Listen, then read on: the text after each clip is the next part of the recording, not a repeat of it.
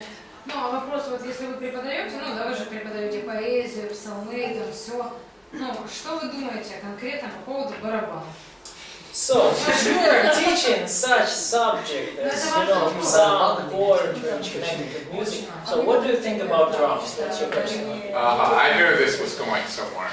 Я знал, что где-то это появится. And so there's percussion instruments in the Bible. Но есть в Библии перкуссионные инструменты. They didn't have electric guitars. As far as I know. Насколько я знаю. Yeah, but they did have stringed instruments. Но у них были струнные инструменты. And a piano is technically a percussion instrument. Ну и пианино, вообще говоря, технически было таким перкуссионным инструментом. So, you know, I'm really not, I'm not against any kind of instrument. Ну, вообще-то я не против никакого вида инструмента. So let's match, let's number one, since we're talking about music and the songs. Ну и, во-первых, да, давайте несколько заметок. Да. Поскольку мы говорим о музыке и о псалмах. Okay. Number one, the music has to match the content of the song. Музыка должна соответствовать содержанию песни. Okay, so if it's a contemplation song, we want contemplation music. То есть, если песня, например, такая, ну, включающая размышления, какой-то очень глубокий текст, содержательный, да, то мы ожидаем, созерцательно, да, что мы ожидаем соответствующей музыки такой. So we have to be careful what music we choose for the words of the songs that we sing. И потому нам нужно быть очень внимательными в том, какую музыку мы выбираем для тех псалмов, которые поем. And I'll give some examples of that in a little bit. И я вам приведу некоторые примеры этого через какое-то время. Through some recordings. Ну, я вам даже записи там послушаю.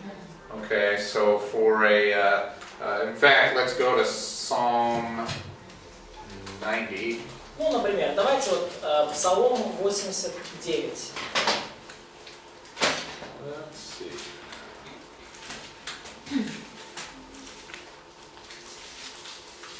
Oh, maybe that's the wrong. Psalm 95, excuse me. Давайте откроем Псалом 94.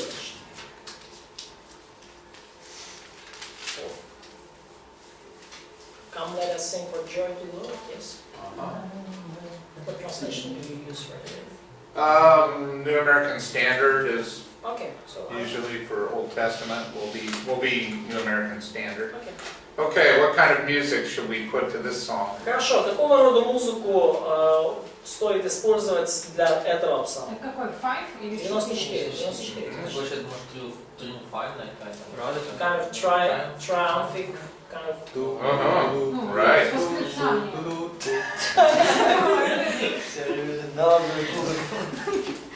Ну, тут как бы такая мажорная. So kind of, you know, joyful, funky, major key. Yes. Okay. So let's go to Psalm 137. Хорошо, давайте теперь Псалом 136 откроем.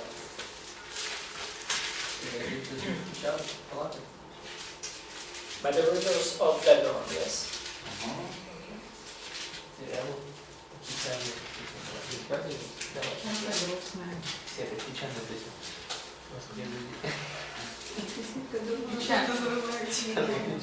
Понятно, печально. Sad, quiet. Minor key. Минорная, да?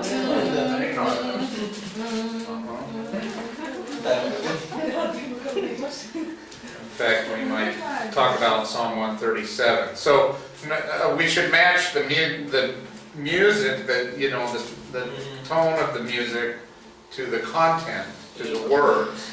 Конечно же, нам нужно, вы видите, как-то сочетать тон и громкость музыки со словами, с содержанием песни. Сергей? А как если в песне по 10 раз одни и те же самые фразы повторяются? Для какие? Ну там или даже под бас. В псалме или в Веселый песне? или В грустный? современных смысле? Да, в современном. Ну так это отдельная тема. Не, ну, например, Псалом 135, там постоянно, да, ибо во век милость его, понятно, Нет, его я не об этом песня. говорю. Нет, а вообще. For example, Да не Psalm... Так ты вообще. Он не Да. Окей. Это отдельно. А совсем так, я поговоришь. Мы сейчас будем... Так, подожди. Окей, ты Я хочешь... вопрос задал, да. Хорошо, да. Какой? Что если в современных песнях нет Если псалма? в песнях повторяется много повторений. So what do you think about modern songs, not psalms, which contains a lot of repetitions? Ну, типа, Дух Святой, наполни меня своим огнем. Нет. Есть реально такие не богословские даже. Нет, почему тут не ну, даже нет, просто нормальный текст, хорошие слова, только много-много повторений. Ну просто. Are there psalms in the Bible that have a lot of repetition? Есть ли псалмы в Библии, где содержится много повторений? Okay, so I guess it's okay. Поэтому я думаю, что все нормально. Not all the time, please. Не всегда, конечно же. Okay. Go to Psalm 33 Откройте Псалом 32, and verse 3. стих 3. Мгм. 32 стих 3. Sing to him a new song, yes? Well, yes, what does it say? Sing a new song. Что здесь говорится? Пойте ему новую песню. So we're commanded to write new songs.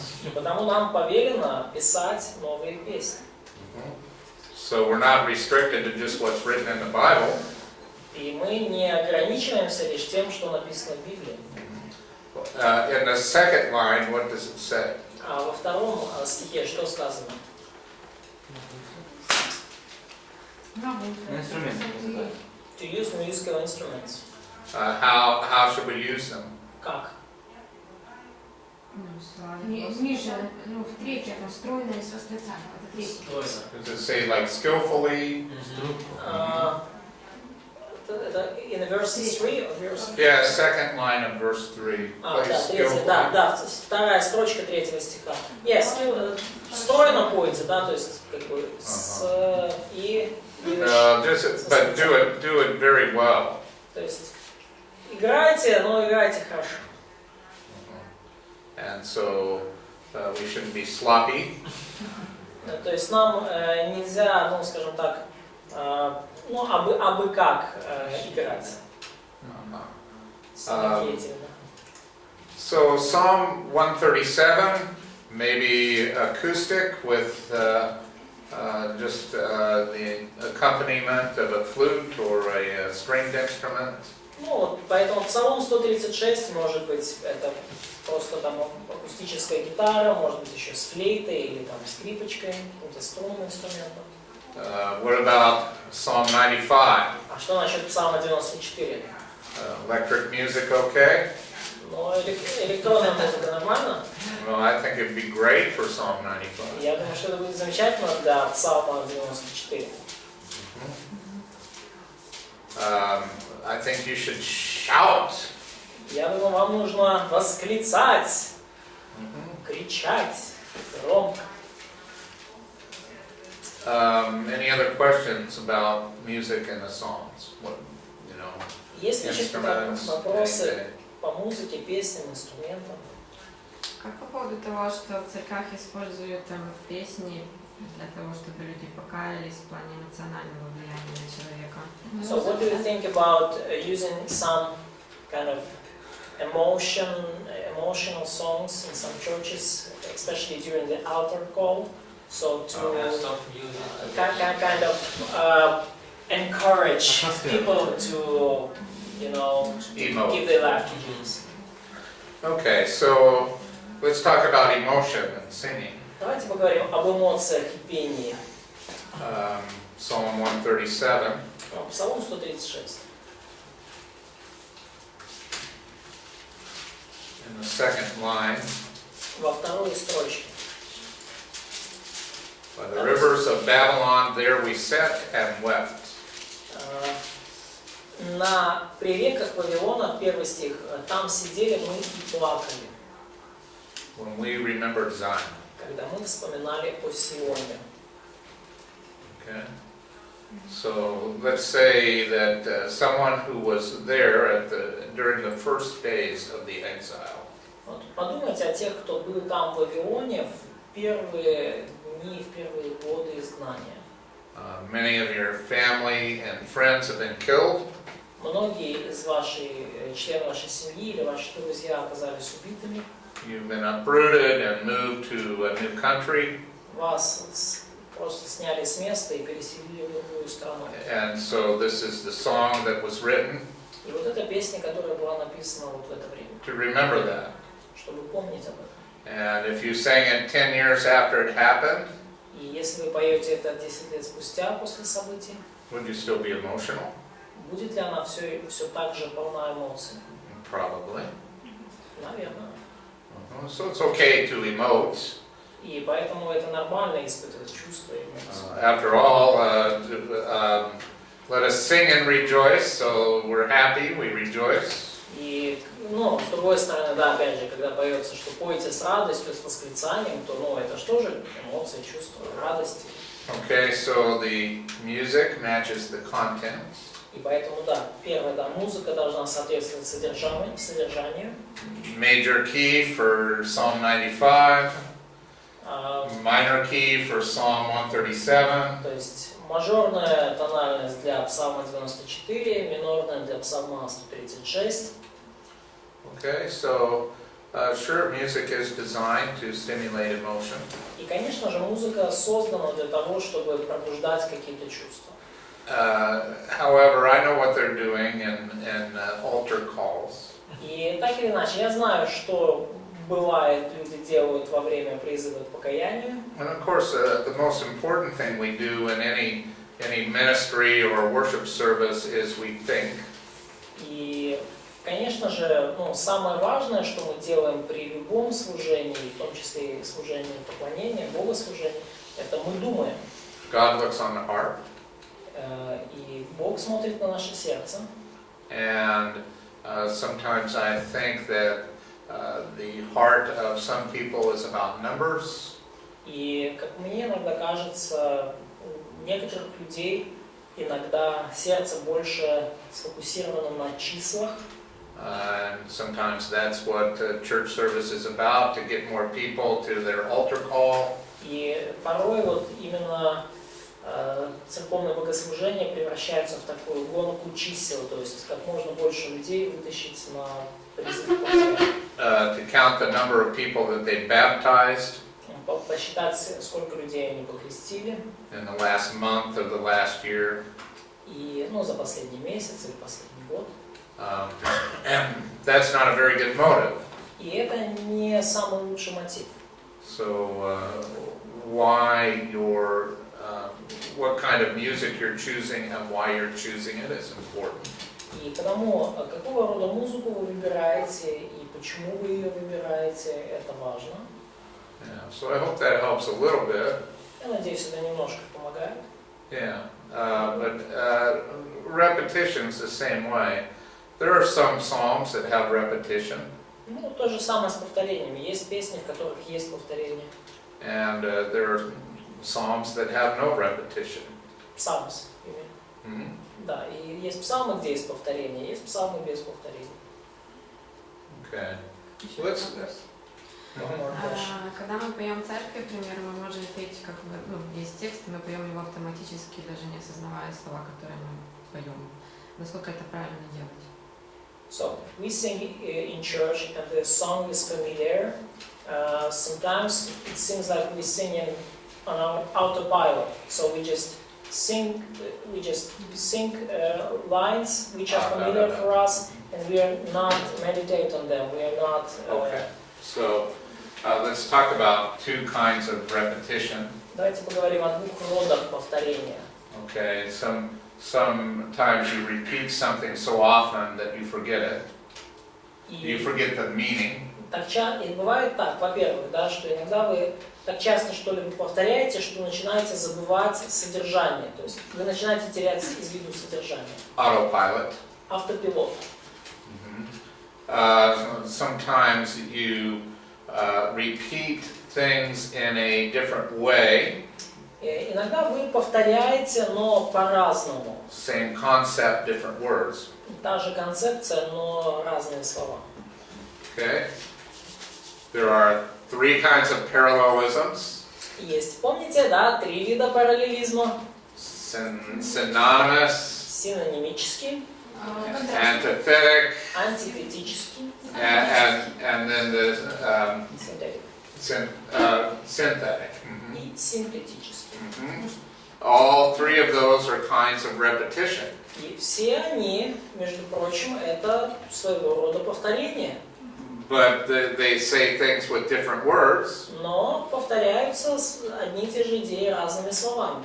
And I think that God knows how the human soul works. И я думаю, что Бог хорошо знает, как устроена человеческая душа. After all, He's the one who made it. Ну, вообще-то Он тот, кто ее создал.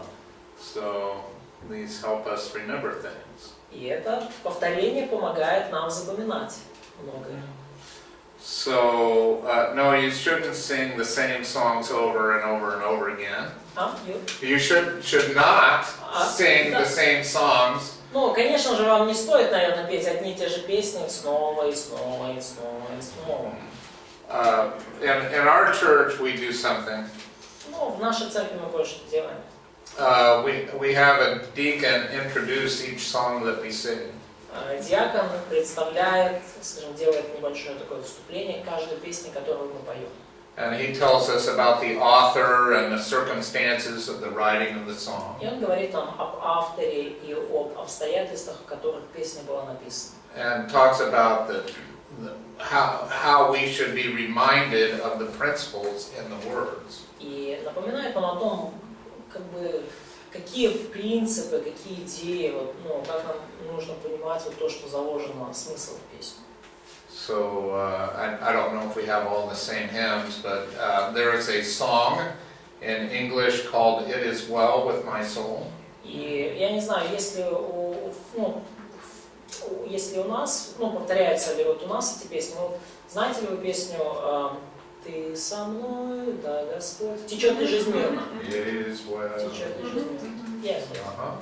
Okay. Who knows what that was about? Who knows what happened to the author before? Кто знает, о чем песня вообще, что случилось с автором ее? Nice. No. His wife and daughters had died.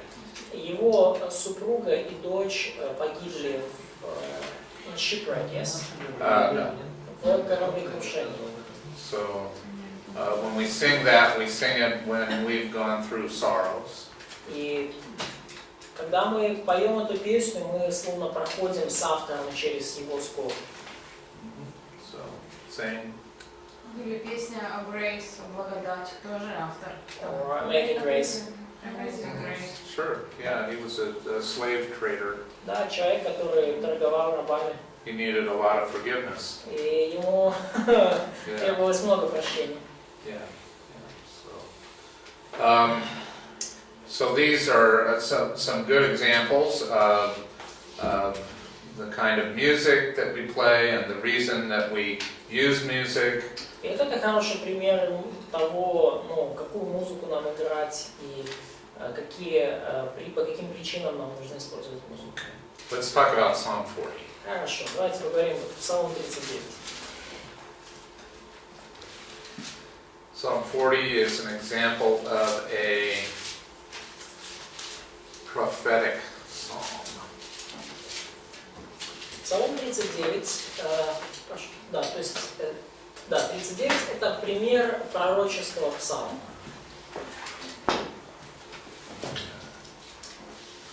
And actually we're going to start in verse 6. И начнем мы со стиха 6. Sacrifice and meal offering who has no desire. Yes? Да. Начнем со стиха 7. And so let's read 6 through 8.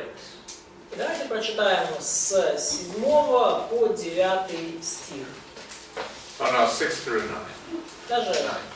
с 7 по 10.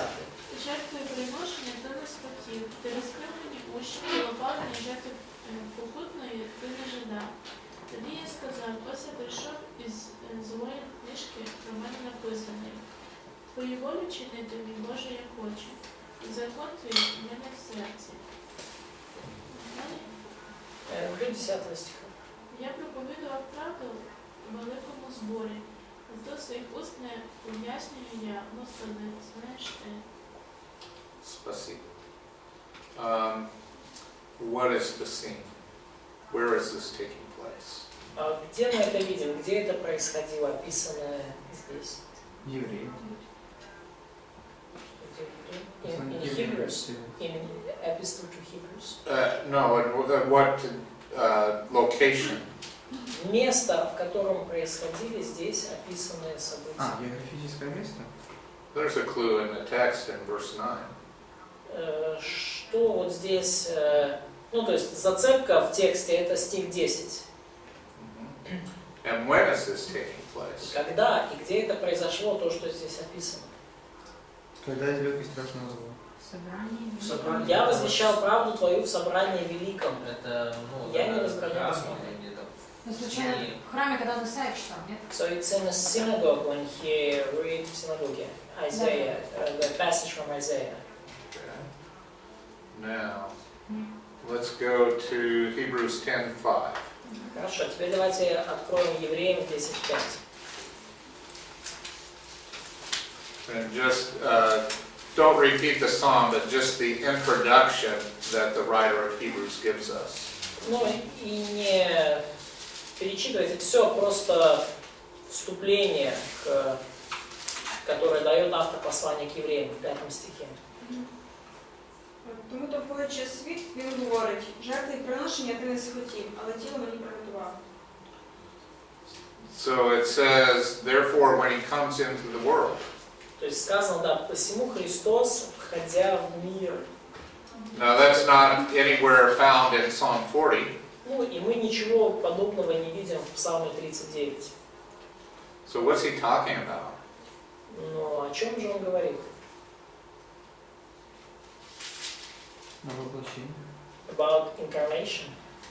Who is coming into the world? Кто входит в мир? Son of God, Jesus. Right. Okay, so where is this taking place? И где это происходит? No. No? It says before the great congregation. И здесь говорится, что перед великим собранием So was Jesus born in Jerusalem? родился ли Иисус в Иерусалиме? No. Нет. So where else is there a great congregation? Но где же еще великое собрание? In heaven.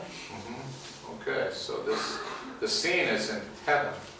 Вообще вся эта сцена происходит на небесах. The great congregation are all the angels gathered. Великое собрание — это все ангелы, собранные вместе. And so, who is speaking these words? И кто говорит эти слова? Ну, сейчас речь про 39-й псалом. Да, сейчас идет речь про Псалмы это. Псалме Давида говорит. Ну, Давид говорит. So David actually wrote the psalm. But who spoke the words? Но кто говорил слова? Jesus. Jesus on the occasion. So David is prophesying. Да, то есть так получилось, что Давид пророчествовал в этот момент. About the scene in heaven right before the incarnation. Он пророчествовал о той сцене, которая произошла на небесах прямо перед воплощением. So if you can imagine all of the angels gathered before God's throne. И если вы можете себе представить всех ангелов, собравшихся вокруг престола Божия, And then Jesus, or I should say the Son of God, coming before the Heavenly Father. ну Иисус, или правильнее было бы сказать, что Сын Божий, And he speaks these words. Он выходит перед Небесным Отцом и говорит эти слова. Sacrifice and offering you have not desired. Жертвы и приношения ты не восхотел. So let's stop there for a moment. Давайте остановимся здесь на секунду. Does that remind you of anything else? Напоминает ли вам это о чем-то еще? Like Hosea 6:6, do you know? Как, например, Осии 6:6. Do you remember this verse? Right life with the reality. Right. Осия Yeah, read it. 6:6. Прочитайте кто-то. Я милости хочу, а не жертвы. и боголюбение более, нежели всесожжение. So do you think God was really satisfied by all the blood and all the dead animals? Как вы думаете, был ли Бог в полноте удовлетворен всей этой кровищей и всеми этими мертвыми животными? No, they were a symbol of something.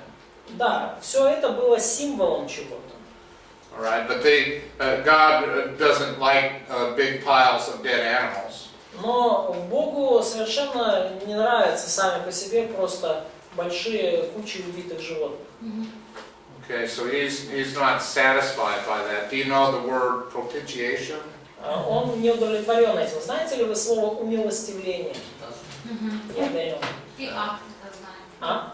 Про акт это тоже знаем, мы понимаем. And also the act of propitiation, the tabernacle, they had a great class in soteriology and so on.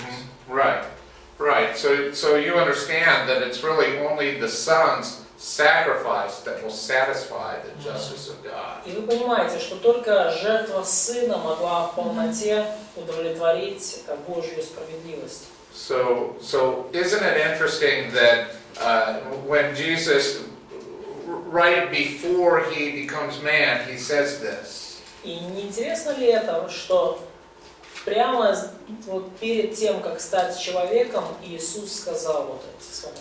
Okay, let's go to the next line. My ears you have opened in Psalm 40 verse 6. И в Псалме 39 давайте еще прочитаем следующие слова. Ты открыл мне уши в 7 стихе.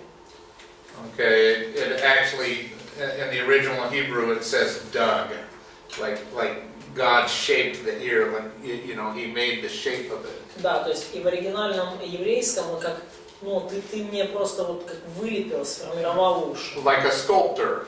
Как скульптор, да, то есть ты вот мои уши вот ты каким-то образом, не просто открыл вот так, да, а сформировал. So go back to Hebrews 10. Откройте снова Евреям 10 главу. It says something different, doesn't it? Там уже сказано что-то другое. Verse 5. 5 стих. Тело уготовало мне. But a body to has prepared. So let's compare. Ears you dug for me, a body you prepared for me. Но давайте как-то совместим, да, уши, которые ты мне открыл или вылепил, да, и тело, которое ты мне приготовил. Is it talking about the same thing? Говорится ли здесь об одном и том же? Не очень.